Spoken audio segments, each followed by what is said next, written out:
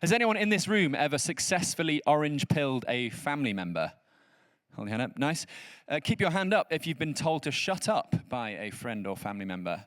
Good, you're doing your job well. Okay, has anyone in the room got a teenage or adolescent son or daughter?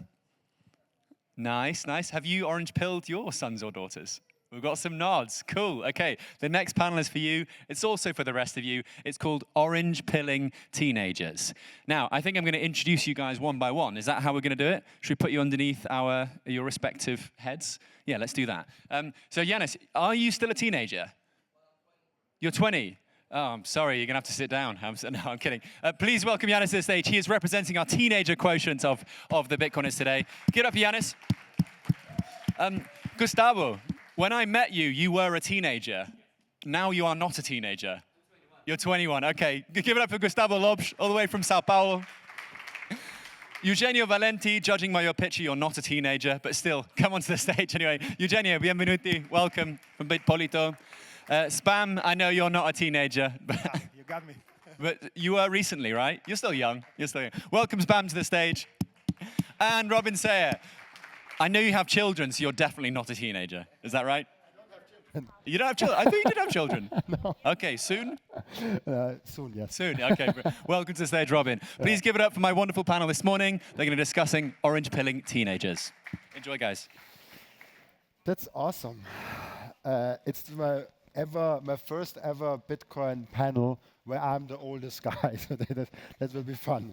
We already talked about the ages. This was actually my beginning question, but maybe let's start off with kind of a round where we say we're all really young. We're all in the Gen Z category, and Gen Z is somewhere between 15 and 27 or 28, something like that. What makes Bitcoin special for you as someone in the Gen Z? We hear a lot about like millennials. We hear a lot about like the older generation.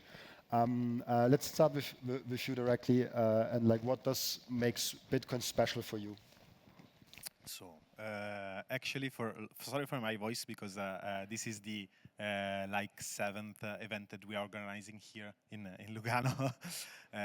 But actually, these things. So to have the chance to organize events, to have people there, to build the community, the local community, to gather people. And of course, all the things that are related to expression, free expression, economic liberty, freedom is important. But for me, is actually more important what we are building locally and the community that we can build. So the community aspect is extremely important absolutely. for you. Interesting. For you? Yeah, for me, the most important thing about Bitcoin is the fact that it's already impacting, and it will impact our future in a great way. And I hope that all the new generation, the Gen Z, the millennials, will embrace it to move it forward and build a better society. Okay, is it working? Okay. As for me, like Bitcoin is one of the most important tools to teach education, mostly on this broken economy that we have. I was orange pilled as my dad told me, like since I was 11 years old. So my first time I learned about Bitcoin, I was 11 years old, like building mining machines. So that way he taught me how the economy works, and everything on our new world mainly works. So Bitcoin is the main tool for me to teach education on the economy. Well, for me, Bitcoin is important because I always look at the world nowadays, and what do we have? We have wars, we have inflation, we have corruption. And for me, Bitcoin is like a way out of this, you know? I mean, I know so many, I see it every day, veterans on the street, which have like nothing, you know? And for me, that's really important that we have a community, that we have people who understand how our state works, how our government works. And I would say that's why I chose to be a Bitcoiner, because you could say an anarchist. I don't believe in red versus blue. I mean, I actually kind of do, because there's the state against you, you know? But that's why Bitcoin is important for me, because we need transparency, and we have to start with politicians first, because they have to be transparent with us, and we have to be transparent with them. So It's super interesting because when we think about Gen Z and what the younger generation kind of lives in there, and I'm on the upper side, I'm like the last, like the oldest Gen Z possible. And so when you look at Gen Z of like, hey, we're very, like it's very hard for us to afford for a home. It's very hard for us to do anything of the things that it was maybe easier for boomers to do. And I see kind of Bitcoin as the new real estate for Gen Z. I see the Bitcoin as a new opportunity for what other people had in this regard. And maybe let's kick it off again with Janis. How different do you think a world right now would be for Gen Z if we didn't have Bitcoin? Like, how would you compare not having Bitcoin versus now having Bitcoin as an option, as an alternative, as something that Gen Z can actually relate to and build onto? I think it would be a dark place, to be honest, because my generation especially, they don't know what to do. I mean, I'm 20. I still don't know exactly what I want to do, with my life. And we're being conditioned in school of already figuring out our whole lives, like get a job, get a wife, get kids, I'm like, who does that? I mean, we're still young, I want to live. I want to enjoy my life.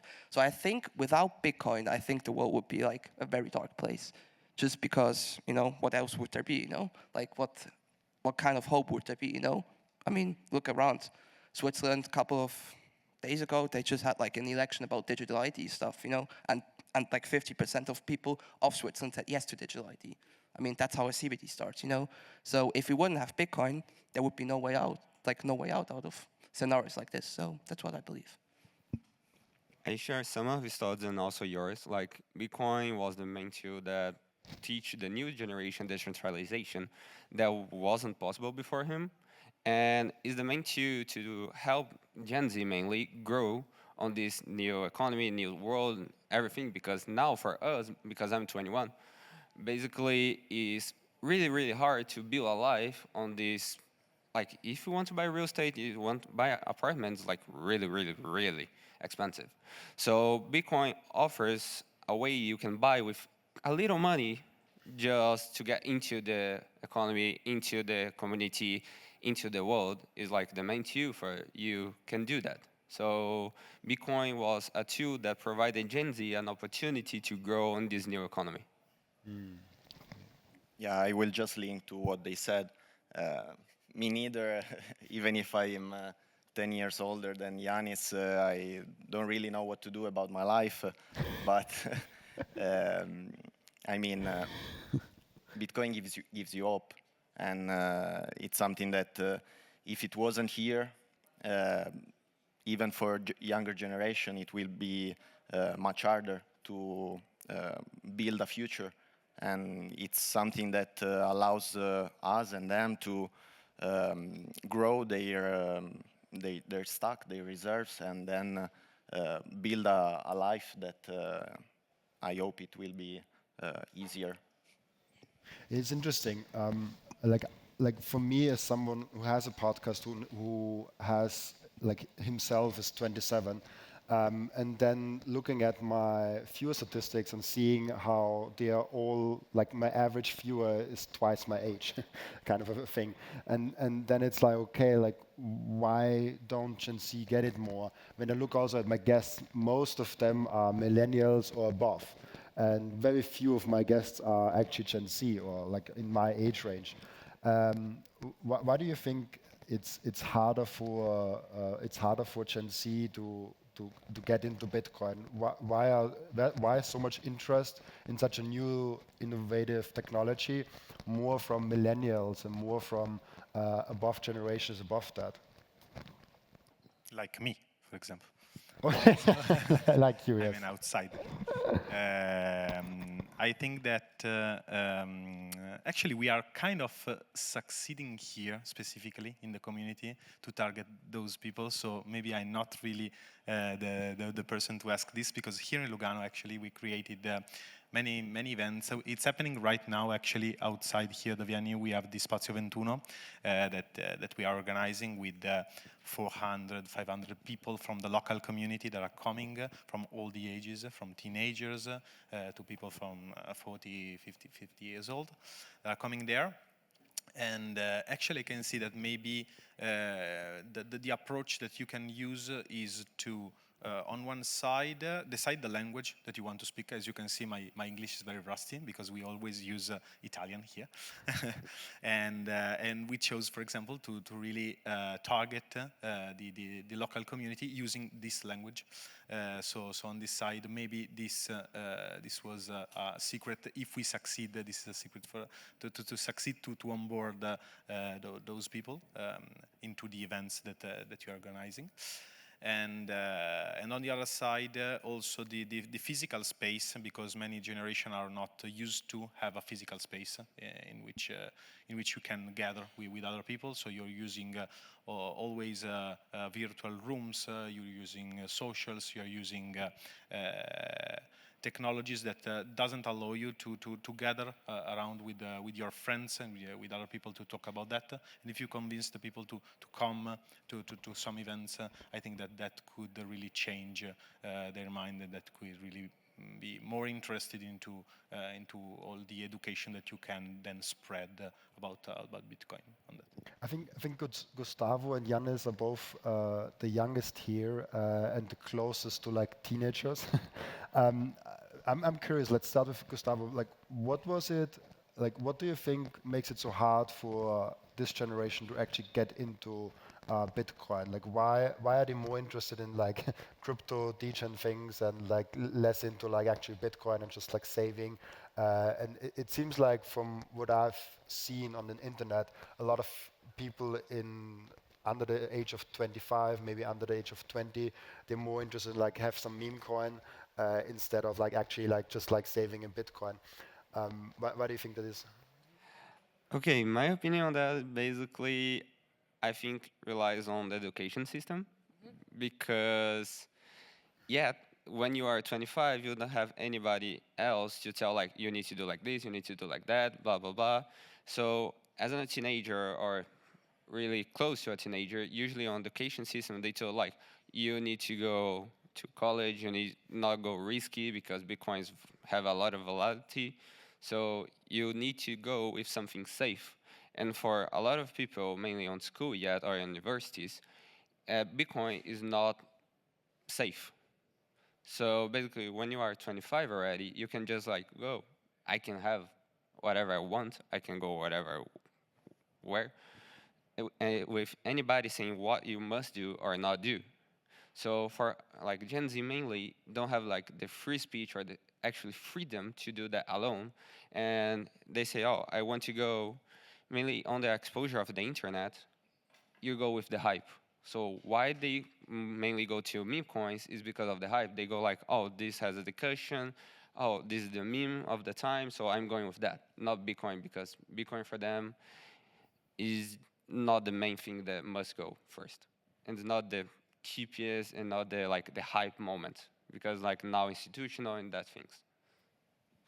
Well, I also think they need to understand about finance first, because if you don't know anything about finance, can you really get into Bitcoin? I mean, yeah, sure, why not?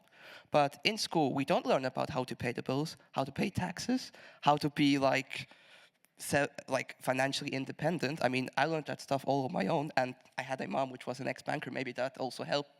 But you know, it's interesting when you look at the school system. You are being pushed into a modern way of slavery, because you're pushed into the rat race. You know, pay taxes until you retire, and then eventually die with like 80, you know, or 75. Is that life? Like, that's not life, you know.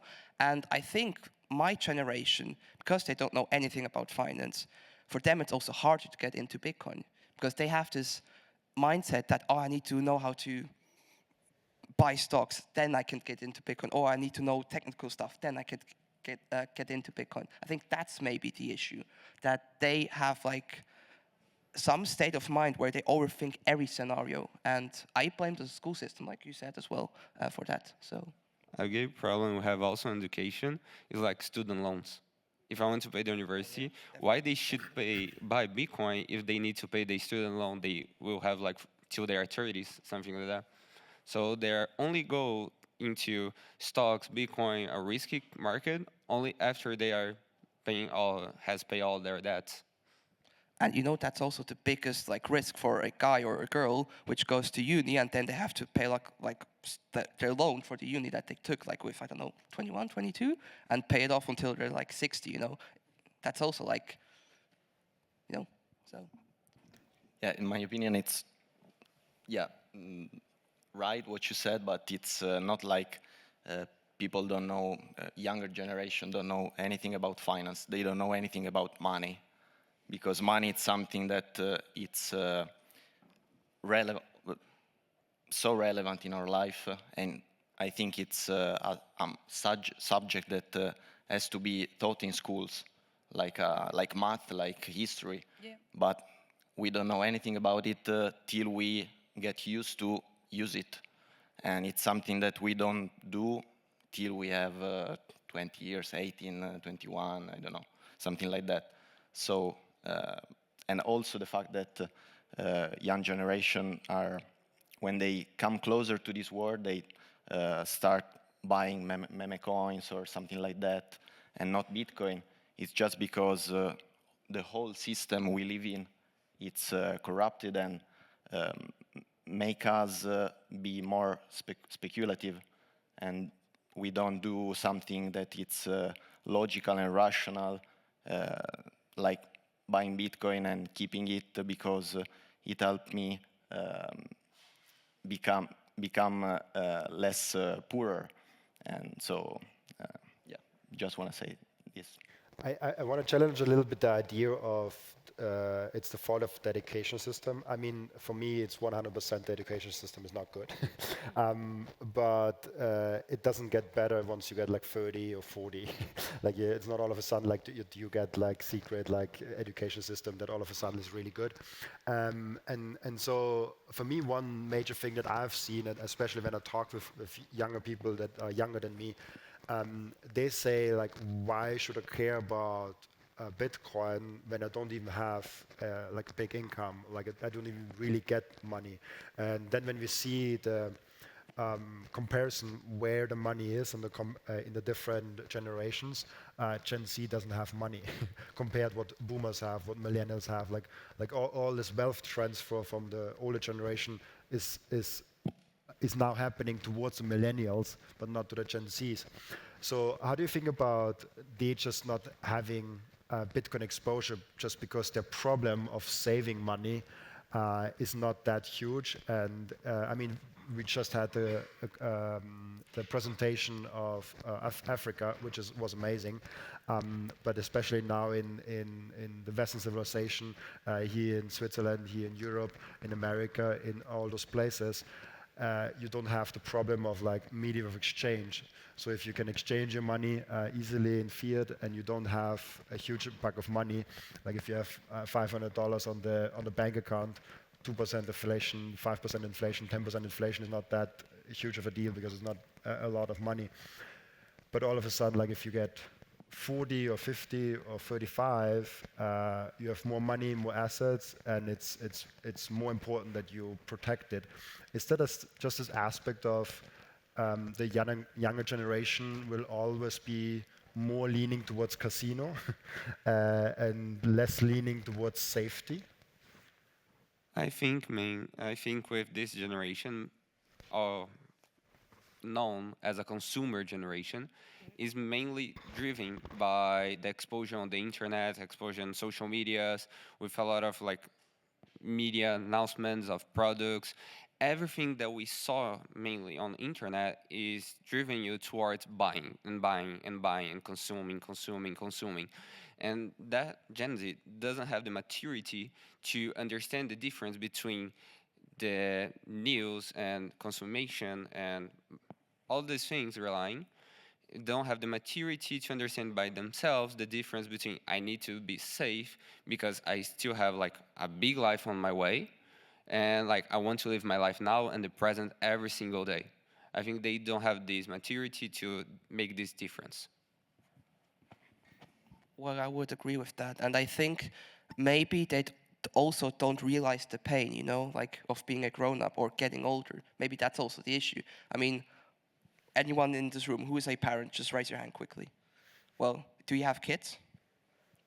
do they understand like how life works already? Well, I guess they don't, you know, and maybe that's the issue, that they don't understand how hard it is to be a parent and how hard it is to be a grown-up.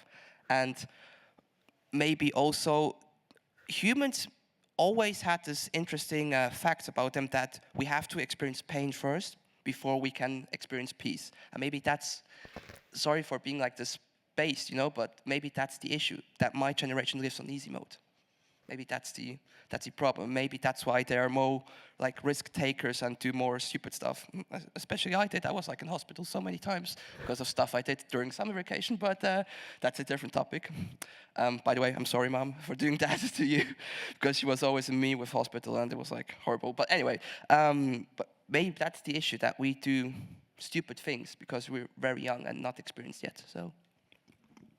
Yeah, in fact, I think that it's something that depends on which country you live in.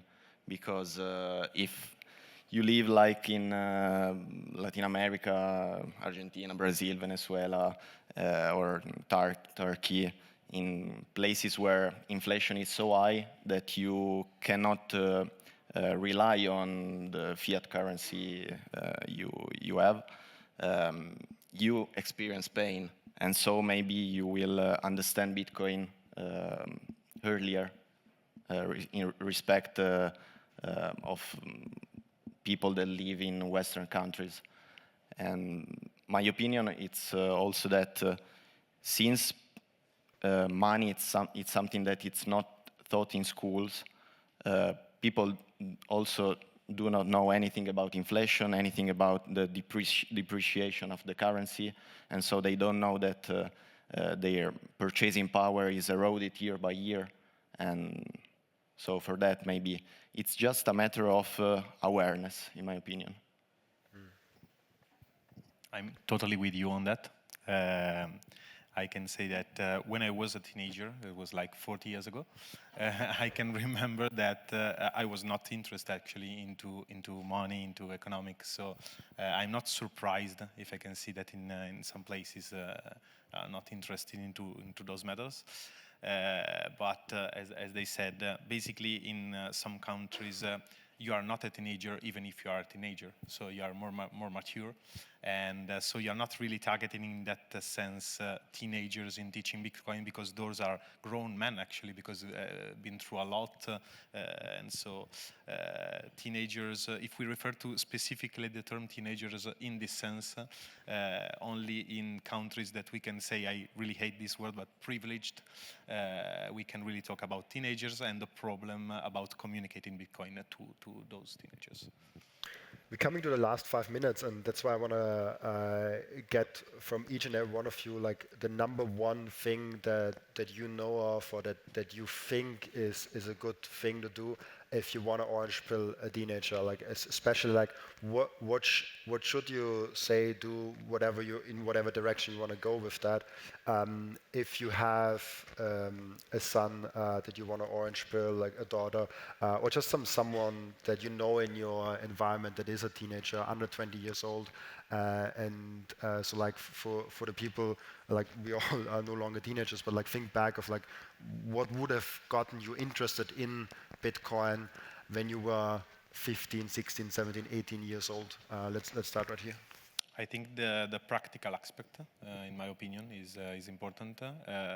For example, in Spazio 21, we have 40 practical workshops for this matter. We are having weekly meetups every week talking about how to Bitcoin. And so the easiest thing, I think, that is drop some sats.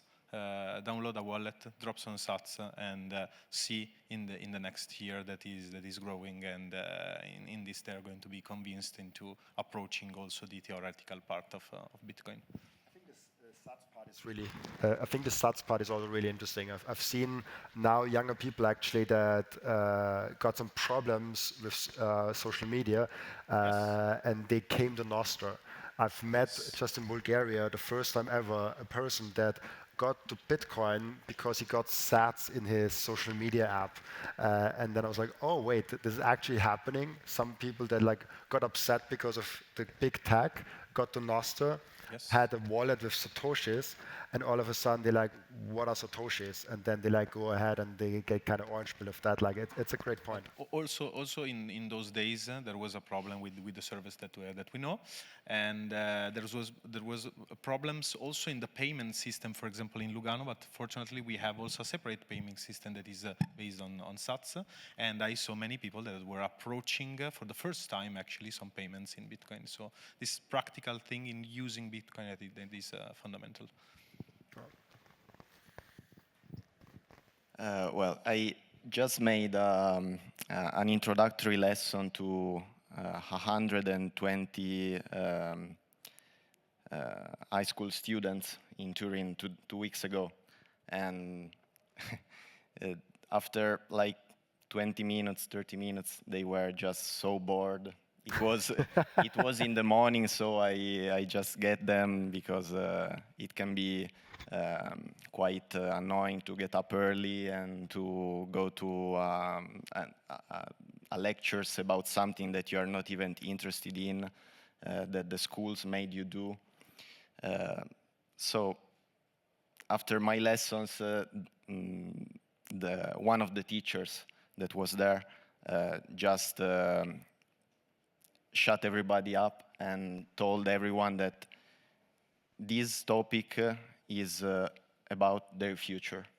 And all of them were quite impressed by this thing, because when we help them understand that Bitcoin is something that can change their future and can help them live better, it's something that then click in their minds, and maybe then they will approach this new world in a better way. For me, it depends on the target. Like, most of my friends are programmers. For me, it was easy to peel them. Like, oh, is that programmable money? Oh, nice, let's go. For me, that was easy. But when I go like to university, schools to teach about it, I did kind of dynamics, a lot of dynamics like Sbam, I'd say. Said like drop a little bit of sets and do that. And most of the times they figure on their own. But mostly this generation are driven by dopamine and things that can keep them looking at that, like saying, oh, this is fascinating. Mainly games, I think. Games, gamification, dynamics, dropping money, like, oh, doing puzzles, things like that can have them on your attention. So you can teach them with games and those kind of stuff. So I think this is the main tool to teach them. I would agree on that, because there are like great games where you can earn sats, you know? And how cool would that be if you play a game and then as a reward you get sats for that, you know? Which you then can transfer to like your wallet or like whatever, you know? And especially when I was in Madeira at the conference, Coach Carbon, he had like it was really cool. He made like a football tournament. And the reward for that tournament was you earning like 1,000 sats, I think.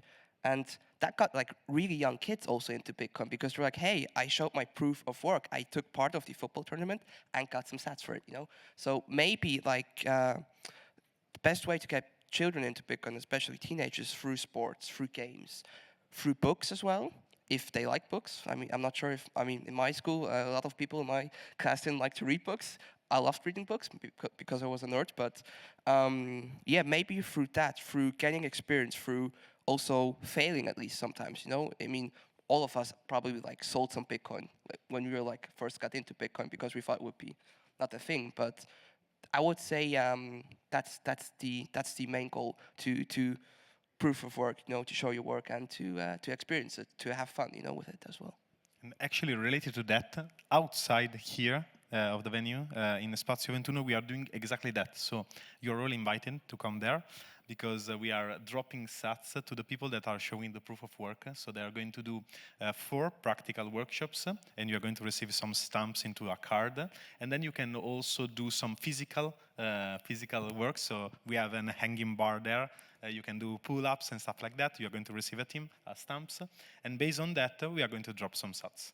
And maybe also listen to podcasts. Robin has a podcast. I have a podcast. A lot of guys in the room probably have a podcast. That's also a good thing to do.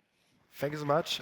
This was awesome. I think we have some ideas how we orange pill teenagers and have some insights into Gen Z and younger generations. So thank you so much. Give it up for the amazing panel here. Thank you. Do we succeed to orange peel you, Joe? Do we succeed to orange peel you? Who orange pilled me? I'm a teenager. Oh, thank you. I'll take that as a compliment. That's very kind of you.